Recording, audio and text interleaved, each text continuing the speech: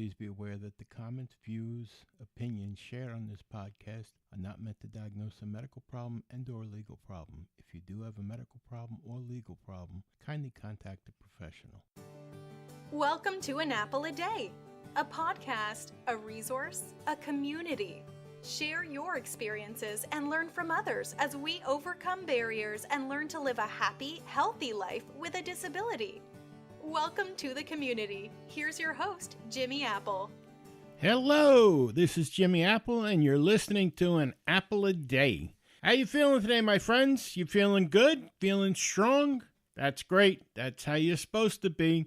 You know, here's the deal with this program. Every day, you should feel a little bit better than you did yesterday.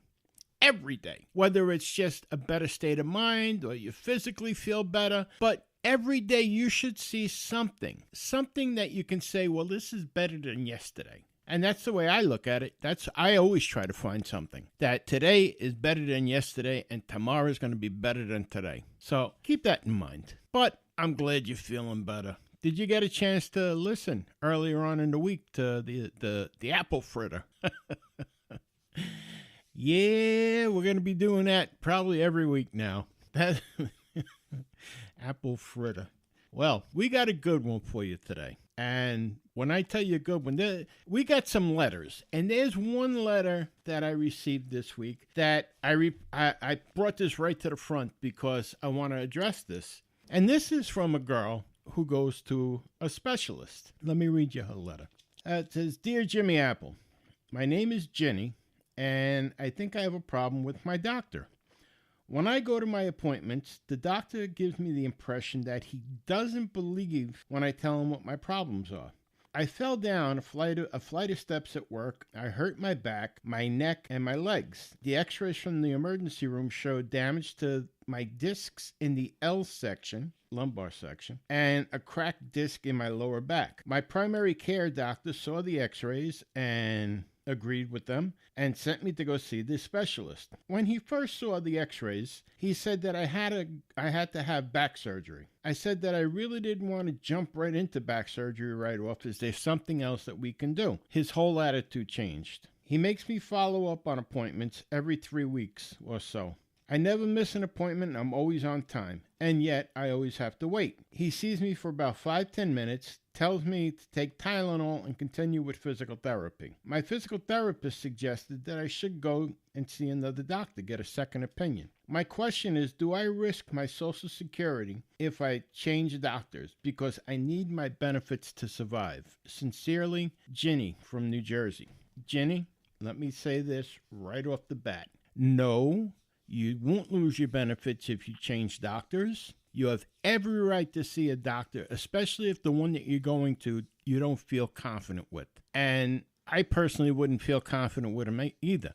Anyone that jumps right into telling you, you need surgery, and if you say no or you want to try something else, then their attitude changes like you're just a pain in their side, well then that's a red flag. That's when you should change doctors. Never jump into surgery, any surgery, without getting a second opinion. That's my opinion personally. I've told you before, I'll tell you again, I've had 2 amputations on my leg, and both times I got second opinions before I went. I mean, when you're having someone actually physically cut into you and either take something out or put something in or whatever, you deserve to have a second, if not third opinion. Now, why would the doctor not believe you? There could be a couple of reasons for that. One, and I'm not saying this is the case with you, you get some people that they fall, and yes, they hurt themselves, but all of a sudden they're looking at Social Security and disability and workers' comp. They're looking at that as free money you don't have to work for. So they want to prolong it as long as possible. If I was a doctor and I knew somebody was BSing me about, a problem, then I'd probably have the same attitude. But if I was a doctor and I knew that a patient was coming to me and BSing me about problems, I would refuse to see him. Why am I going to continue to take money from somebody who I know there's nothing wrong with? But that's me. Another reason a doctor could just act like he can't be bothered with you is because you turned him down. I don't want to have surgery, period. Another reason could be the guy's a jerk, and the only thing he's interested in is the big bucks. And since he can't get the big bucks from you for the surgery, he'll just milk it and have you come back every like you said, every 2 to 3 weeks and get Tylenol until you continue with physical therapy. Here's a hint that if your therapist is suggesting that you see another doctor, that's a good indication that you should. I mean, these people deal with these doctors on a day in, day out basis. So if my physical therapist says, you know what, Jimmy, you might want to see another doctor. Hey, give me the phone number. I'm calling them now. So yes, you can change doctors. I've said this before. I'm going to say it again. Being a doctor is not a special calling from God. The clouds didn't open and bright lights didn't come down and say, Dr. So-and-so, you're going to be the best doctor there is. You're going to be a doctor. You're not going to be a car mechanic. You're not going to be a janitor. You're going to be a doctor.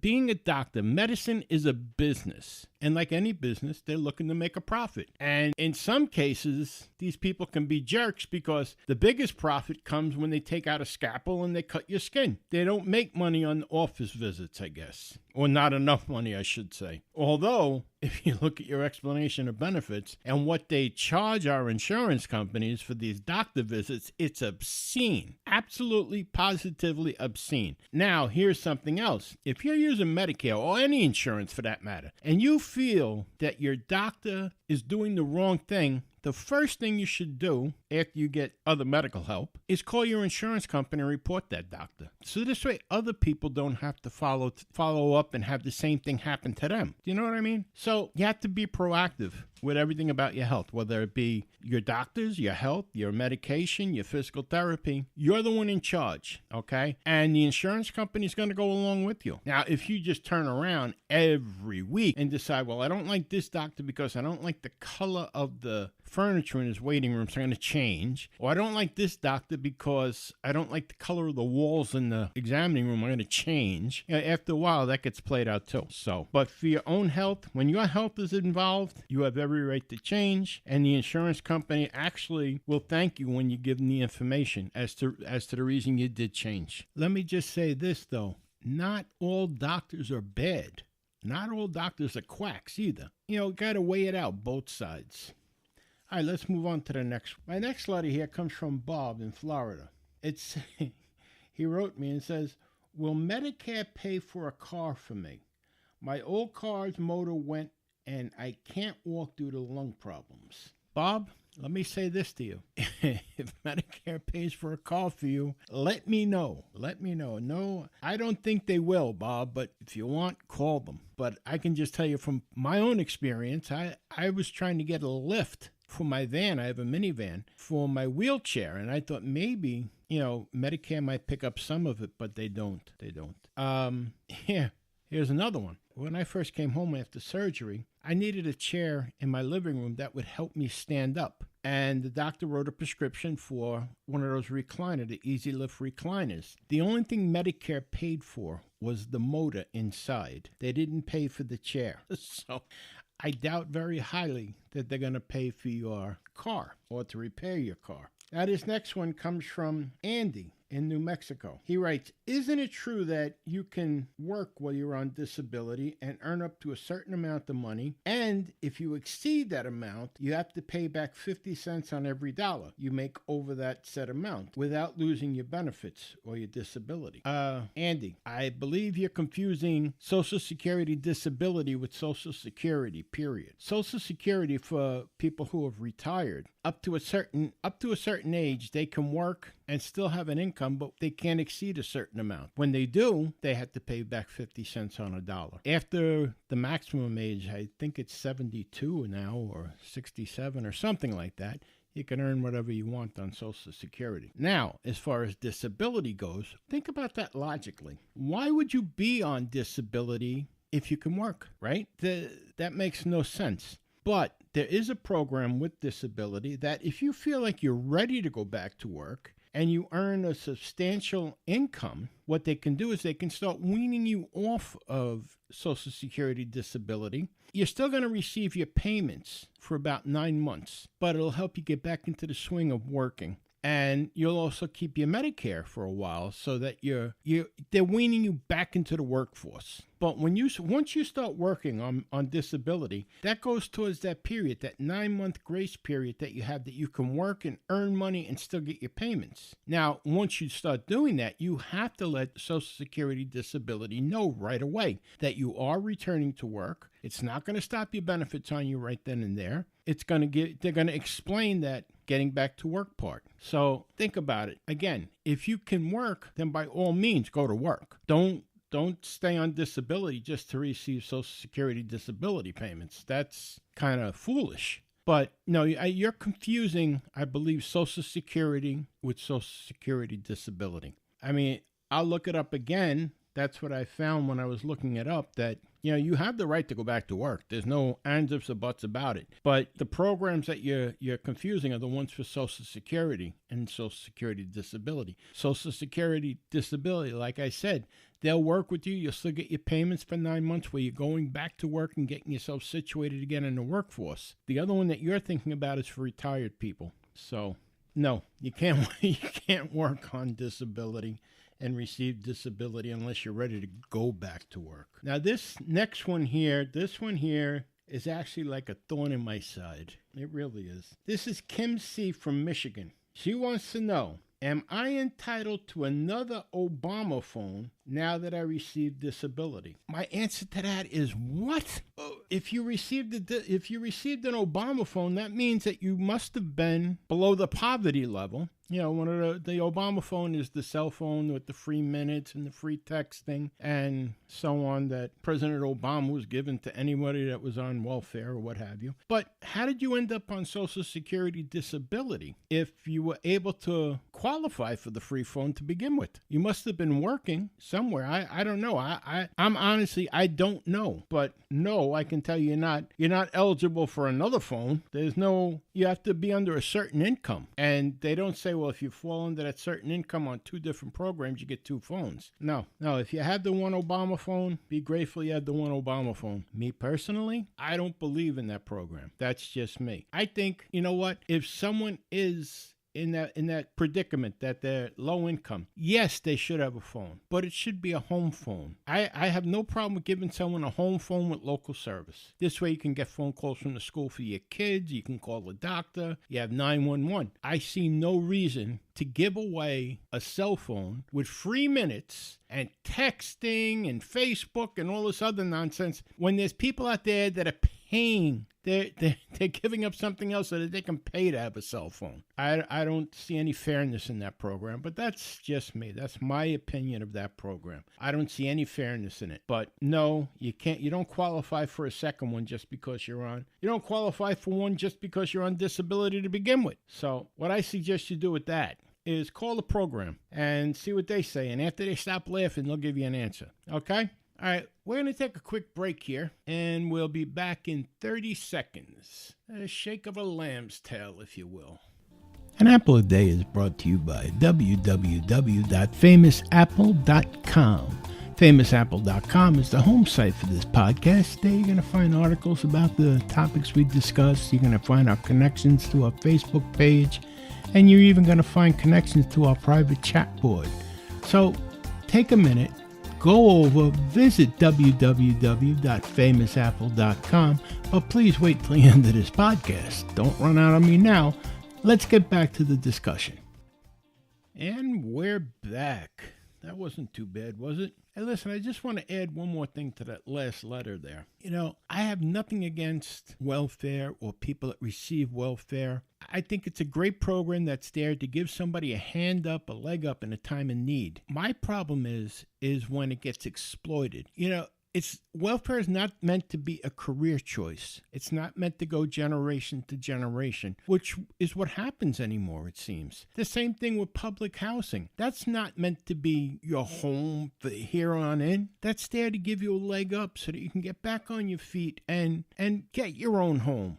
Like I said, I have no problem helping people when they need it. But this thing with the cell phone, that goes against the grain for me. I see no reason. Do you know how much a house house phone costs, if you go to the store and buy one, you can go to Walmart, buy one for $9.99. Do you know what a smartphone costs? And that's what they're giving them. They're giving them smartphones. They're in the hundreds, close to 1,000 in some cases, but this is what they feel should go for welfare. Those phones aren't meant to be a lifelong phone either. That's to get you through. So why are they giving them cell phones? If they're not working, why do they need cell phones? Honestly, please tell me that. A house phone is sufficient, and that'll be there to help them get back on their feet. But anyway, I just had to make that clear. I have nothing against people that are receiving welfare. Don't get me wrong. I think it's a good program, food stamps, the whole thing. It's there when you need it, but it's not supposed to be a career choice. Anywho, we were going to talk about the Medicare and You book, I said, because it came out this week. I received mine. And someone suggested that I wait another week to do that, so that this way other people already have the book, so they can listen and know what I'm talking about. Because there are some new things in the Medicare and You book. It's very important that we look it over this year. So I'm going to put that off for one more week. What I do want to talk to you about, though, is your equipment, your durable medical equipment. Now, I've told you 1,000 times over, I use a wheelchair. You know, with the change of season coming, it's time to take a look at the equipment that we're using. Some people don't realize it. Do you know the people that use a cane, put it that way, they probably know it, but others don't. When you're using a cane, you have that rubber tip on the end. After a while, that rubber tip wears down just like the sole of a shoe, and it has to be repaired or it has to be replaced. You can't repair it. So, and they're not expensive. I think it's $2.99. You go to one of the pharmacies and you get a package of 2 of them for like $2.99. With the change of season, I found that it's a good time to change all these things, whether you need it or not. I mean, if you're looking at it and you're saying, well, it still looks pretty good. You know what? Take it, put it in your dresser drawer, hold it for an emergency. But you should change it every season, especially with the cold weather coming in up here in the north.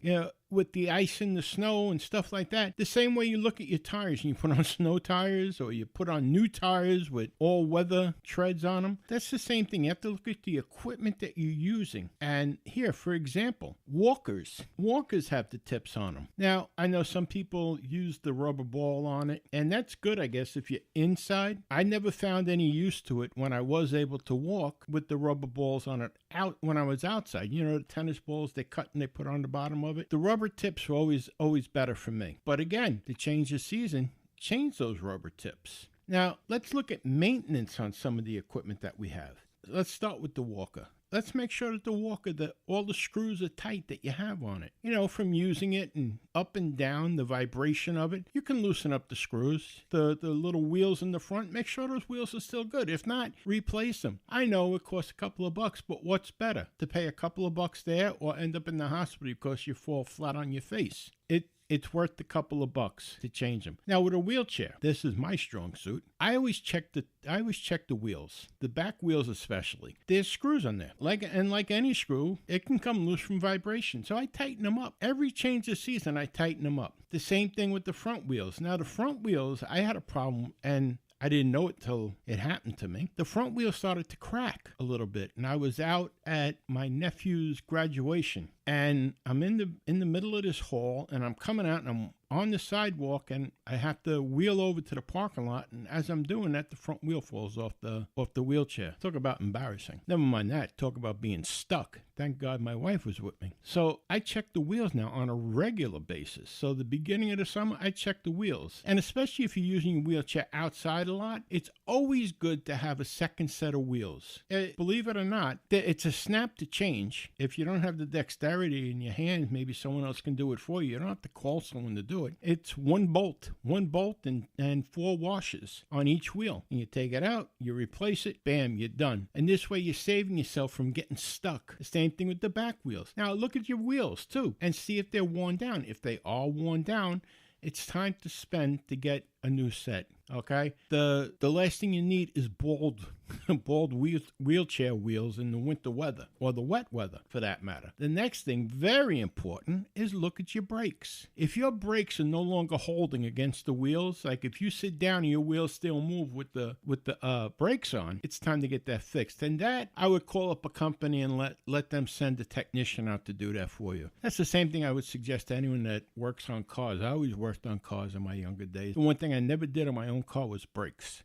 Always had a professional do it. So, but check your brakes. If your chair still moves with the brakes on, your chair should not move, period. If you're sitting in your chair and the chair moves with the brakes on, it's time to change those brakes. If you use a CPAP machine, those filters, those little foam filters, they should be changed on a weekly basis, if not sooner. See what your manufacturer says about that. Now, they have those machines out there that you can clean your whole system out. I don't know. I don't have one of them, but I know with my CPAP machine, I change the tubing every season, no matter what, whether I just changed it or not. The beginning of every season, the tubing is changed. The filters are always changed. So you have to look at these things. They're not going to last forever. The same thing too now, if you have a glucose meter, check them for diabetes. Make sure that your strips are up to date and that they're not expired strips. I know you say, it's not going to make a difference. It makes a difference. Trust me. You don't want to use expired strips. The same thing too, your needles. If you're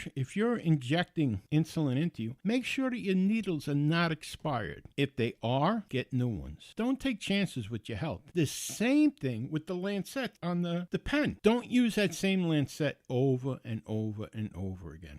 I know too many people that do that, and they say, it doesn't matter, it's my own blood. It does matter. You're a diabetic, your immune system is weakened to begin with. Why are you going to take a chance on giving yourself an infection when it's so simple and the thing costs less than a penny? Change them every time. Make sure you cap them, make sure you put them in something secure so that nobody else gets stuck with them. All right, well, we're going to continue to come up with tips and tricks and maintenance plans for all our equipment as the weeks go on. We're just ending the summer now, so as we're getting into the cooler weather, the one thing I want to remind you of, if you use a crutch or a cane or you use a walker, be careful of leaves on the ground. They're like ice. You'll slip on them 1, 2, 3. So just be careful. Be aware of where you're walking, especially when you're using a walking instrument such as the walker, the cane, crutches, or what have you. All right? Well, listen, thank you very much for stopping by. I apologize about the Medicare and You book. I thought we would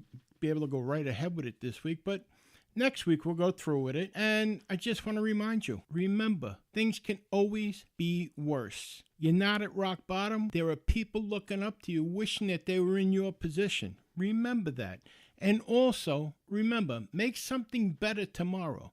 Let tomorrow be better than today, okay? Thank you very much for stopping by here. I appreciate it. I want to remind you, www.famousapple.com is back up and back running, and the new homepage is up there. And on there, you'll be able to read reports from Medicare and from Social Security. You'll read about the podcast. You'll be able to hook up with us on Facebook, Twitter, LinkedIn, YouTube. You'll be able to join in on our private chat rooms. You'll be able to join in on the private message boards. So go over there, take a look at it, check it out, and participate. Join in. All right. I'll talk to you again the early part of next week. Thank you so much for being here today. Hey, if you like this podcast, please give us a rating, okay? Leave us some comments. Subscribe to the podcast. Let others know about us. All right, my friends, have a great week. I'll talk to you soon. This is Jimmy Apple. Thanks for listening to An Apple a Day with Jimmy Apple, your gateway to a happy, healthy life. Join our community at www.famousapple.com. See you next time.